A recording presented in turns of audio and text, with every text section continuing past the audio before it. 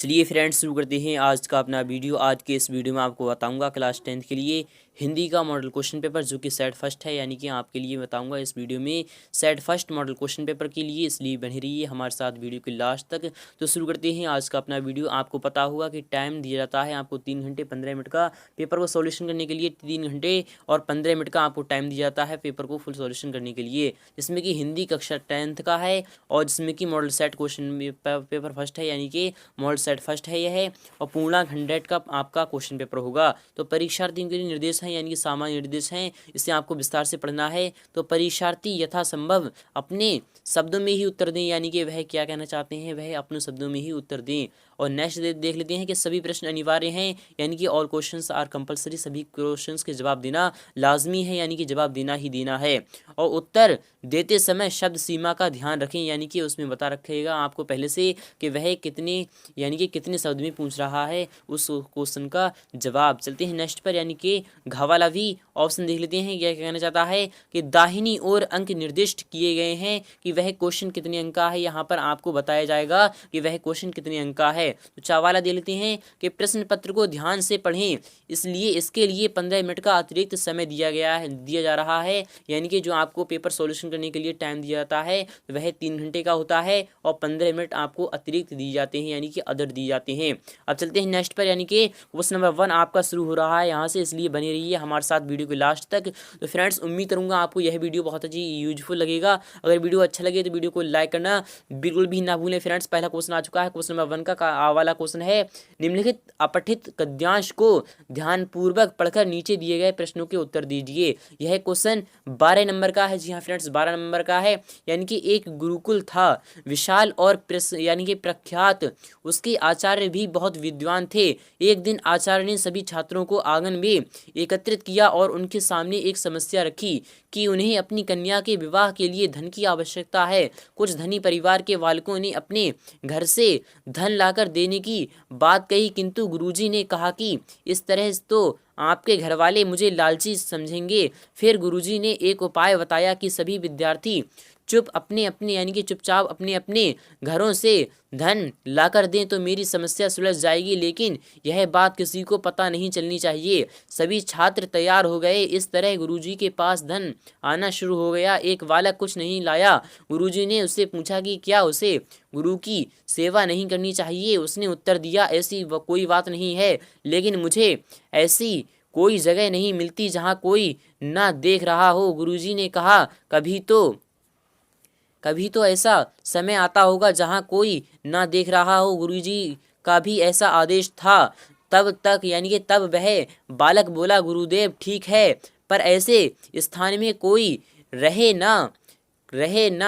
मैं तो वहाँ रहता हूँ। कोई दूसरा देखे ना देखे, मैं स्वयं अपने कुकर्मों को देखता हूँ, यानी कि बुरे कर्मों को देखता हूँ। आचार्य ने गले लगाते हुए कहा, तू मेरा सच्चा शिष्य है, क्योंकि तूने गुरु के कहने पर भी चोरी नहीं की। यह तेरे सच्चे चरित्र का सबूत है। तू ही मेरी कन्या का सच्चा और योग्य वर है। गुरुजी ने अपनी कन्या का विवाह उससे कर दिया। विद्या ऊंचे चरित्र का निर्माण करती है और उन्नति के शिखर यानी कि शिखर पर ले जाती है। तो पहला क्वेश्चन क्या कहना चाहता है कि आचार्य ने अपने शिष्यों को बुलाकर क्या कहा था। तो उसमें दोबारा से जाइए, उसमें से आप छांटिए कि कौन सा आपका जवाब होगा, कहाँ से कहाँ तक। नेक्स्ट देख लेते हैं कि कुछ ना ला सकने वाले शिष्य पर आचार्य क्यों प्रसन्न हुए, यानी कि क्यों प्रसन्न हुए थे, मैंने अभी अभी आपको बताया है। तो नेक्स्ट देख लेते हैं कि आचार्य को किस धन की खोज थी, वह उन्हें किस रूप में मिला। तो उन्हें इसी धन की यानी कि खोज थी कि वह उन्हें उस बच्चे के रूप में मिला था। गुरुकुल के आचार्य किस प्रकार के व्यक्ति थे। तो अब मैं अभी आपको बताऊंगा इस क्वेश्चन का सही जवाब क्या होगा। तो लोग उन्नति के शिखर पर कैसे पहुंचते हैं, आपको बताना है कि इस गद्यांश का उचित शीर्षक क्या दें, यानी कि देना है आपको।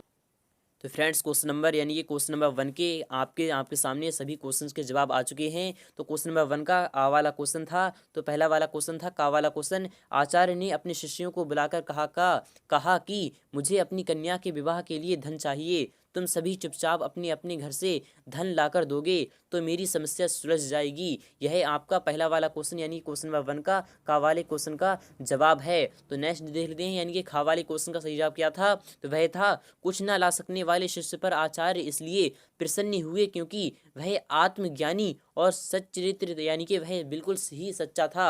और यानी कि गा वाला क्वेश्चन का जवाब क्या था, तो आचार्य को चरित्र धन की खोज थी, यानी कि चरित्र धन की खोज थी कि किसका चरित्र किस तरीके का होता है। उन्हें यह धन उस शिष्य के रूप में प्राप्त हुआ जिसने अपने आचार्य की बात ना मानकर अपनी आत्मा के आदेश का पालन किया था। यह क्वेश्चन का सही जवाब था, आप इसे लिख सकते हैं। चलते हैं नेक्स्ट पर, यानी कि घा वाले क्वेश्चन का जवाब क्या था, तो वह था गुरुकुल के आचार्य आत्मज्ञानी सच्चरित्र और विद्वान थे। जी हाँ फ्रेंड्स, बिल्कुल थे। और लोग आत्मविद्या और सात्विक चरित्र के माध्यम से उन्नति के शिखर पर पहुंचते हैं। जी हाँ फ्रेंड्स, पहुंचते हैं। यानी कि उसमें कह रहा था कि यानी कि लोग शिखर पर कैसे पहुंचते हैं, उन्नति के शिखर पर कैसे पहुंचते हैं, तो वह था लोग यानी कि आत्मविद्या और यानी कि सात्विक चरित्र के माध्यम से उन्नति के शिखर पर पहुंचते हैं। आप इसे लिख दीजिए। और यानी कि चरित्र निर्माता यानी कि चरित्र निर्मात्री विद्या सफलता का आधार है।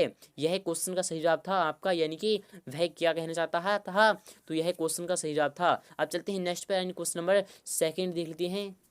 तो फ्रेंड्स, क्वेश्चन नंबर 1 का वाला क्वेश्चन आ चुका है, आप सामने ही आपकी स्क्रीन पर है। यह क्वेश्चन कहना चाहता है कि निम्नलिखित गद्यांश को पढ़कर नीचे लिखे प्रश्नों के उत्तर दीजिए। तो मैं आपको बताऊंगा इसका फुल सॉल्यूशन, इसलिए बनी रहिए हमारे साथ वीडियो के लास्ट तक। तो आ चुका है आप सामने गद्यांश। फ्रेंड्स, गद्यांश पढ़ लेते हैं कि मनुष्य यानी कि उत्सव प्रिय होते हैं। उत्सवों का एकमात्र उद्देश्य आनंद की प्राप्ति है। यह तो सभी जानते हैं कि मनुष्य अपनी आवश्यकता की पूर्ति के लिए आजीवन प्रयत्न करता रहता है। आवश्यकता की पूर्ति होने पर सभी को सुख होता है, पर उस सुख और उत्सव के आनंद में बड़ा फर्क है। आवश्यकता भाव सूचित करती है यानी करती है, उससे यह प्रकट होता है कि हम में किस बात की कमी है। मनुष्य जीवन ही ऐसा है कि वह किसी भी अवस्था में यह अनुभव नहीं कर सकता कि अब इसके लिए कोई आवश्यकता नहीं रह गई है।